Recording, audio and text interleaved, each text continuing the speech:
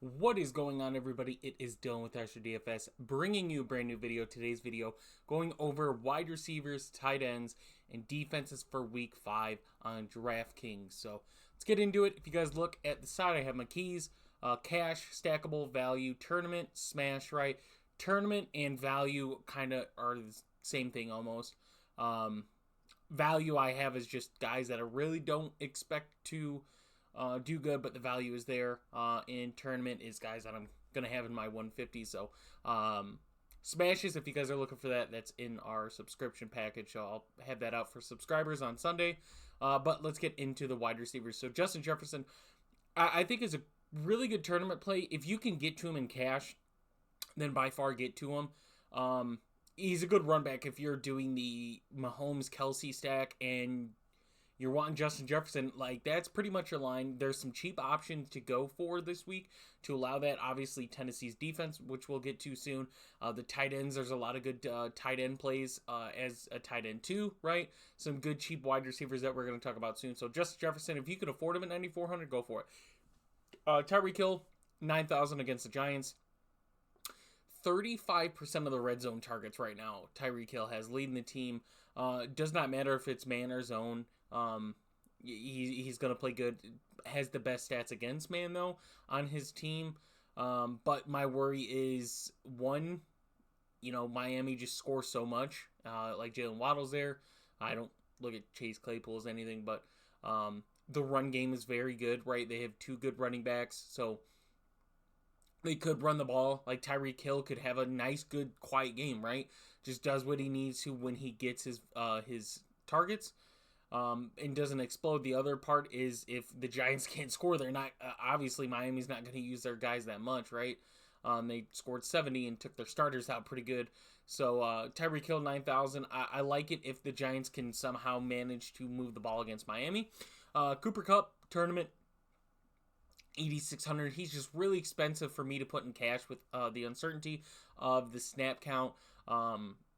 With Puka there and Puka stepping up, like I don't know what kind of Matt Stafford we're gonna get, but he's definitely good in tournaments, right? The high volume he got with Stafford as his quarterback is crazy, ridiculous. Like, will be up there with Justin Jefferson and Tyreek Hill every week if we see what we saw before with Cooper Kupp.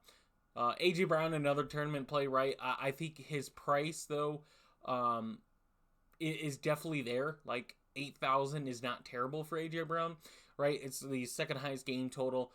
He has a 36.4 red zone target percentage, which is crazy high.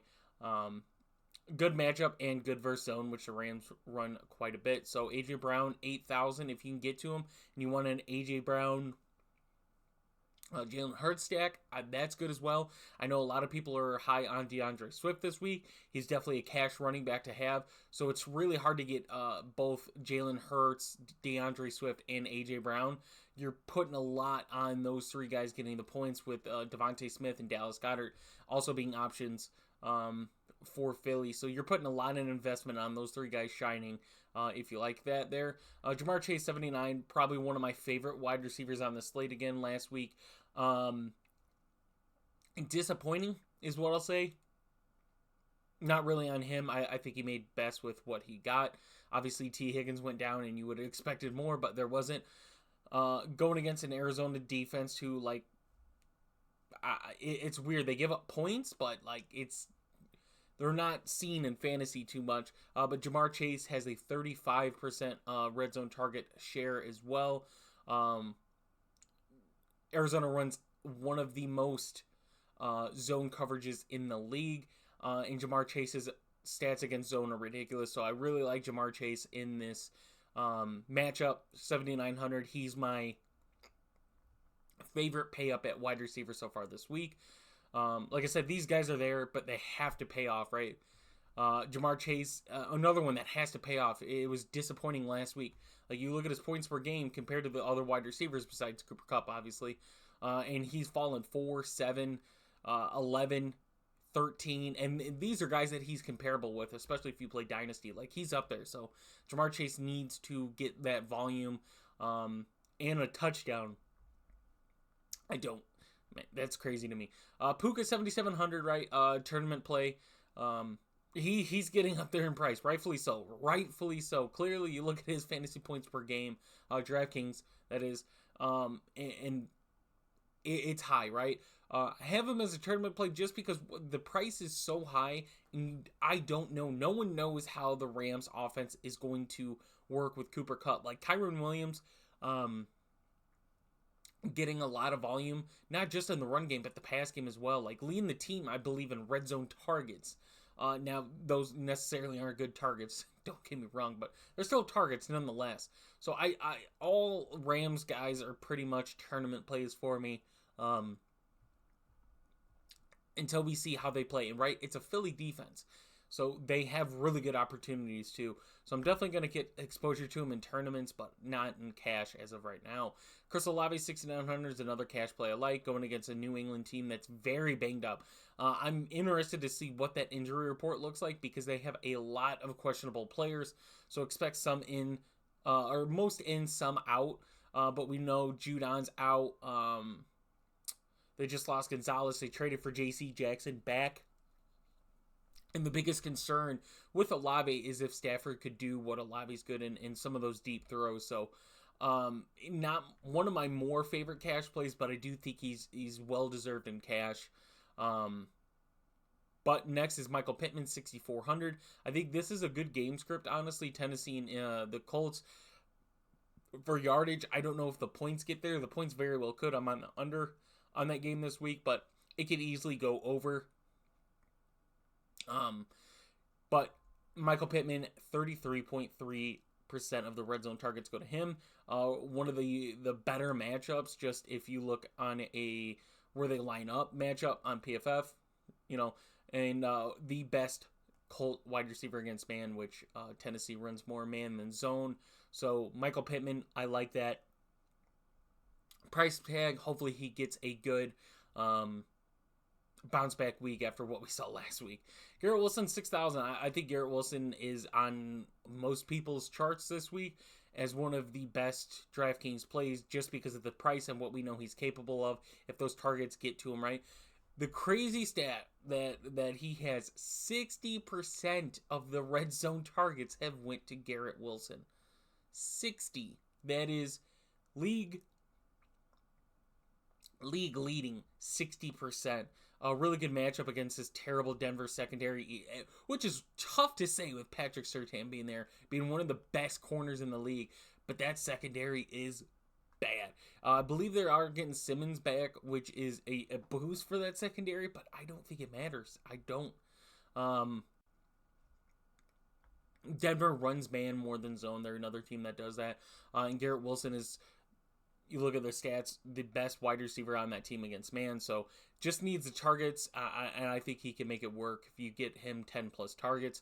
DeAndre Hopkins, another good play this week. Treylon Burks out. 38.5% of the red zone targets go to DeAndre Hopkins.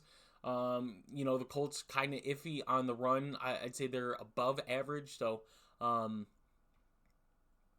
it's something to watch out as well. But as far as the secondary, the Colts secondary is also very, very bad. So DeAndre Hopkins is another guy that just needs volume. Hasn't really exploded too much this year. I think his highest game is 17 points and had some under 10 games, so that's something that's concerning. Nico Collins, tournament play at 5,600 here against Atlanta. I think Atlanta's secondary is very good, right? Their defense is good. Their offense just has to complement their defense better, right? Keeping them off the field a little longer, managing the clock, which they try to do, but sometimes they get quick turnovers, and that's how other teams score, quick drives. So Nico Collins, 5,600, is a tournament play, right? All his stats, his metrics are good, but this Atlanta secondary is also good. So it's a rough matchup for Houston wide receivers. We'll see what the outcome is, but right now I have him as a tournament play. He could pop off. He could have one of his lower scoring weeks, but CJ Stroud in that offense is definitely exceeding everybody's expectations by a long shot. So he's a tournament play. Zay Flowers, 5,500 is another cash play, right? Rashard Bateman already confirmed in. Odell questionable, but it sounds like he's going to be in. just a great matchup for him as far as if you look on a individual lineup of where he's going the slot, left, right, against this Pittsburgh. And Patrick Peterson already said they're looking at him, right? So it'll be interesting to see what that looks like. But his price tag for a 41% red zone target share, and I believe he's at like 27 or 28% of targets per route run. It's crazy high. And with Odell and Bateman being healthy, that should allow Zay Flowers to kind of get open a little more, if that makes sense. Having other weapons, good weapons. I think Bateman just needs to be healthy. Odell needs to get healthy. And if both those guys can be healthy, that just helps that Baltimore offense, which is lackluster in the run game right now. So that pass game needs to definitely have a high game. Next is Adam Thielen as a tournament playing 5,100. Right, Branch is already out for Detroit. That's already confirmed. Best Carolina wide receiver against man, which Detroit runs man quite a bit. And 28.6% of the red zone targets go to Adam Thielen. He's going back to old Adam Thielen, right? There's no Justin Jefferson there to demand targets because of the talent level of him, right? Adam Thielen's still talented. It's just with having Justin Jefferson there, Justin Jefferson needs targets. He's that good. Like, elite, one of the best, if not the best wide receivers in the league. Adam Thielen just needs the targets. Like, he's going to make it work. So with Detroit having a backup corner going against Thielen, I like Adam Thielen in this matchup. But not there for cash as of right now.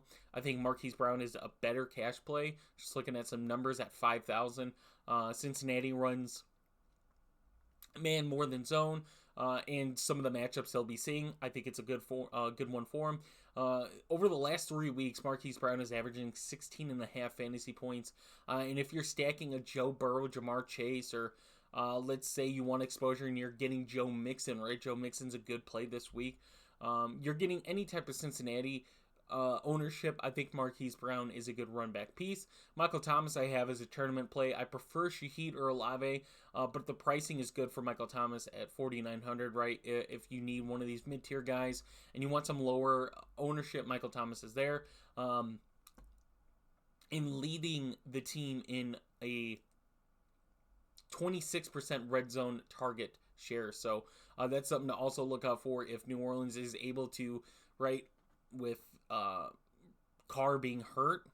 Obviously, we saw some Taysom Hill in there, but with Michael Thomas, a short throw, like, that would benefit Michael Thomas more than Chris Olave, just because of what Michael Thomas is good at. So I like Michael Thomas at 4,900. Drake London at 4,700 against Houston, right? Houston, another team that plays wide receivers good.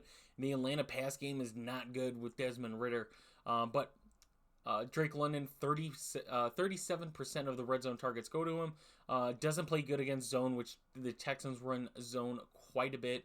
But his matchup in that zone should be good, right? Some banged up guys in that Houston secondary. So Drake London, just another guy, and that's a theme of it, I think, is just getting volume to some of these wide receivers. But Drake London's price at 4,700. Obviously, you can see the fantasy points per game. And it is low for Drake London, but he's a boom or bust player, and this is a game where he could boom at, so that's something to keep an eye on.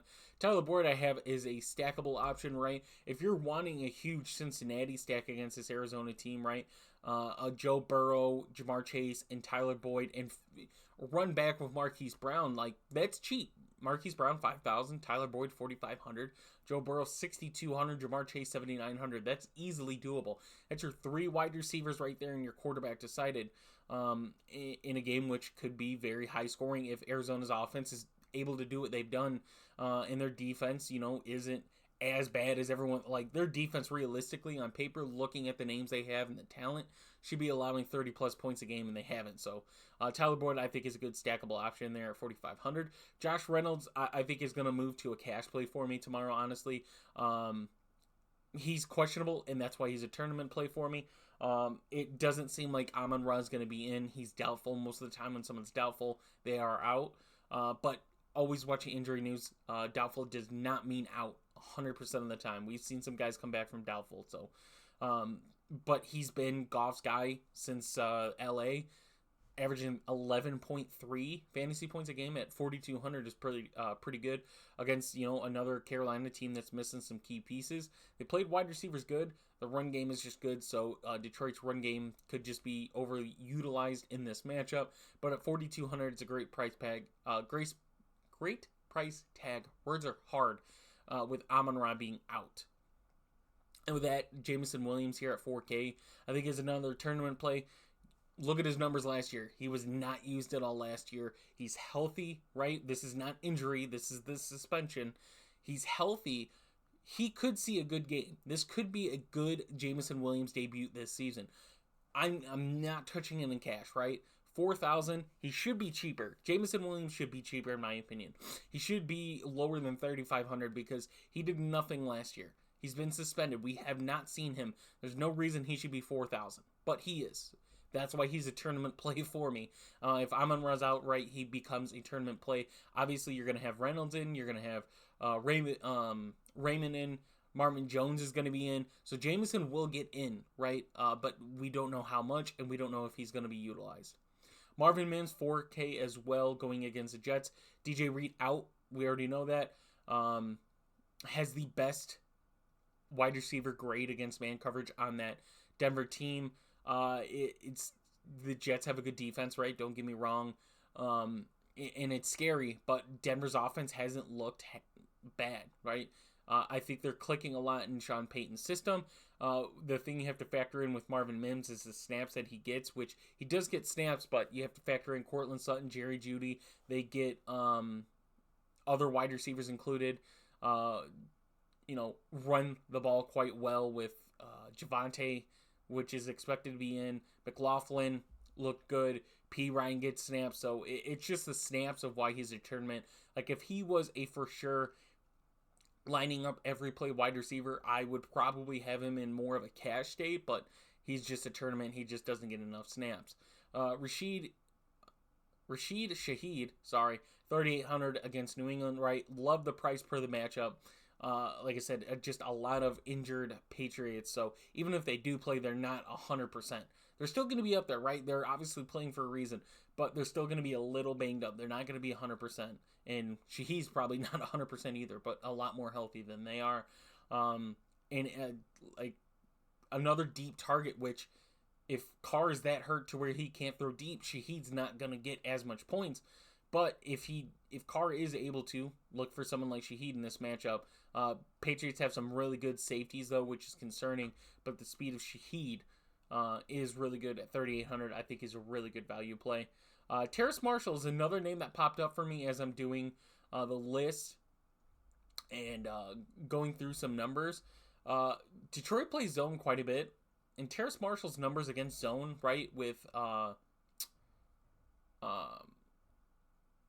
who was out? I don't know why I'm drawing a blank here on Carolina. Gotta look. See if I have him. Mingo. There we go. I apologize, guys. Mingo being out. Terrace Marshall got targets. 18 targets in 2 games with Mingo being out. DJ Chark still there. I am feeling there, right?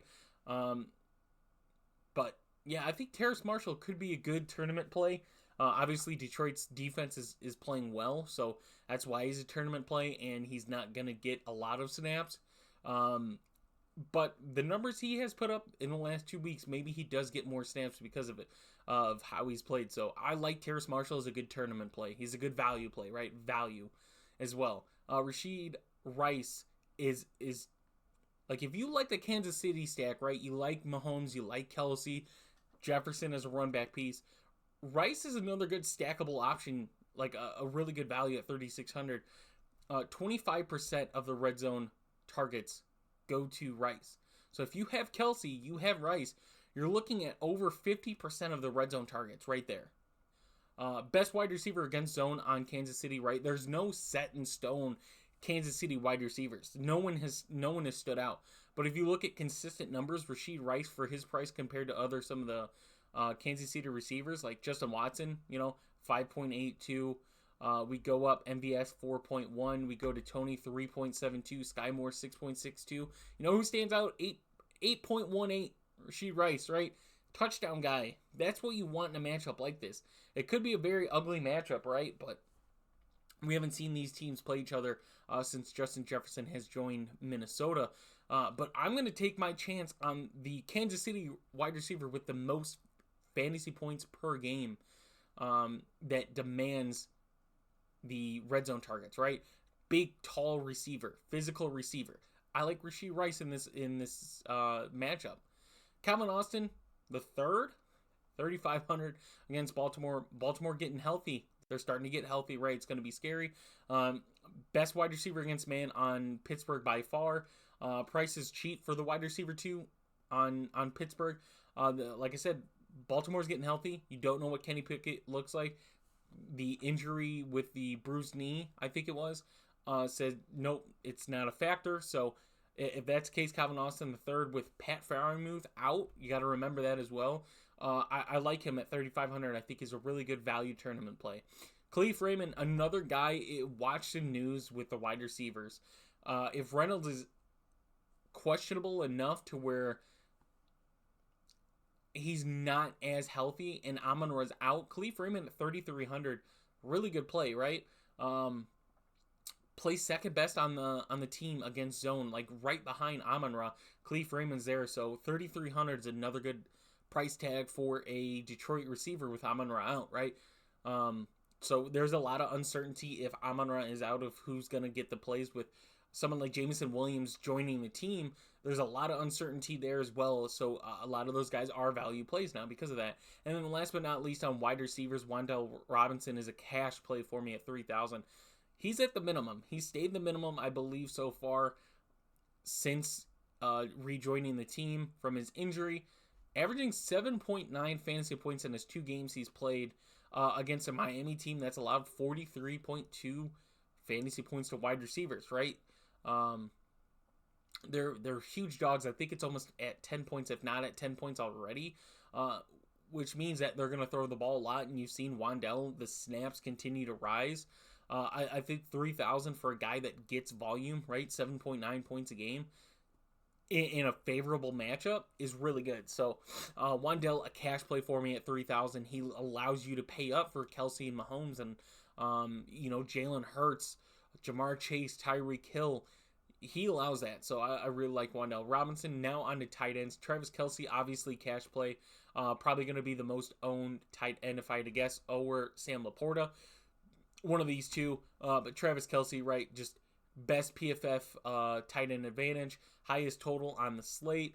The thing that concerns me is he hasn't had like a 20-plus point game yet, and this could be the game that he does. Obviously, Minnesota, I think, in my opinion, I think teams are going to start to make Kansas City's wide receivers beat them. I think that's the way it's got to be if you're playing Kansas City's, because none of those wide receivers have stepped up well enough to where you can't overcommit to Travis Kelce. Will we see it this week, right? We might. But Travis Kelce, 7,600, is always going to get his targets. He's going to get his red zone targets. So stacking Mahomes and Kelce, I love it. Laporta at 5,000.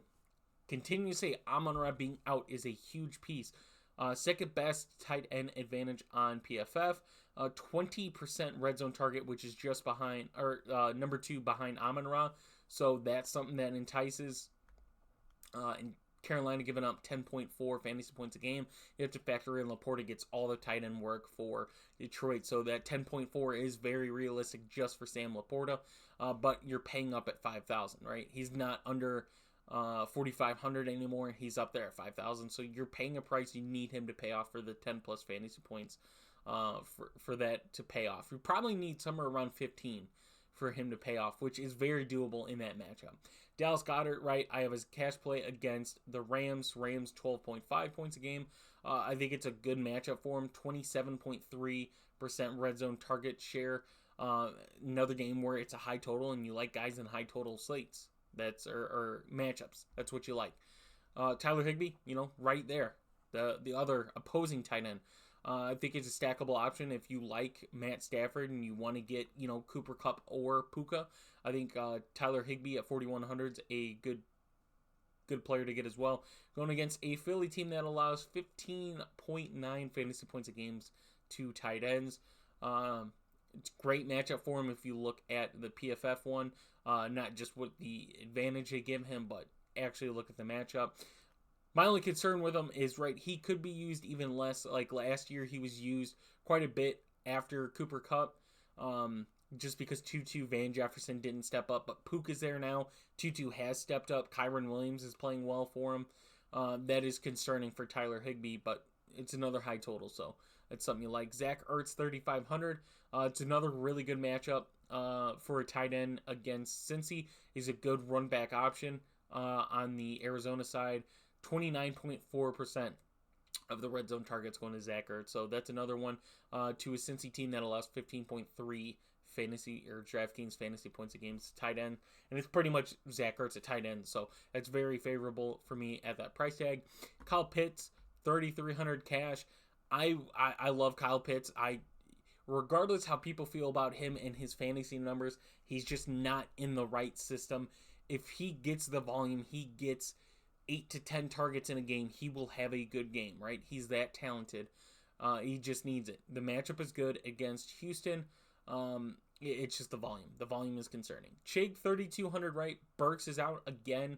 It's a good matchup. Shaq Leonard injured for the Colts. Pay injured for the Colts as well. So Chig at 3,200, I think, is another good option at tight end. And then Juanu Smith, 2,900, right? Is getting more volume than Kyle Pitts. So if you like Atlanta tight ends against Houston, Juanu Smith is just as good as Kyle Pitts for a $400 cheaper price.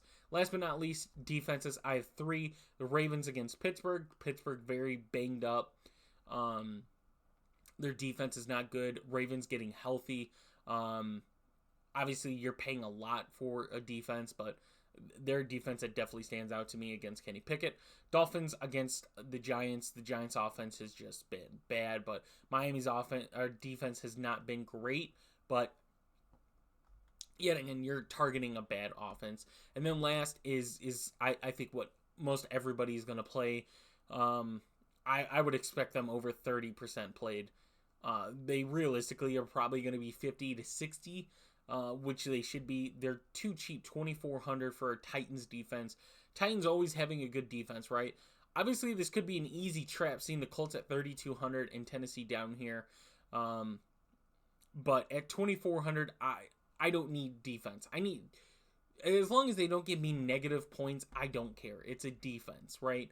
If they get me any points, so be it. They're not going to be a game changer on a slate. So Titans at 2,400 is my defense that I'm playing. So hope you guys did enjoy. If you guys want the spreadsheet with my smash plays come on Sunday on the game slates, just click the link for our Discord. And if you have any questions about what you get and what is offered, always feel free to ask. I'll get back to you instantly on that. So if you guys are interested, click the link for that. If you guys enjoy this content, hit the like and subscribe. That means a lot to me. That shows that people are liking these spreadsheets versus just looking at DraftKings. So see you guys tomorrow for the main slate.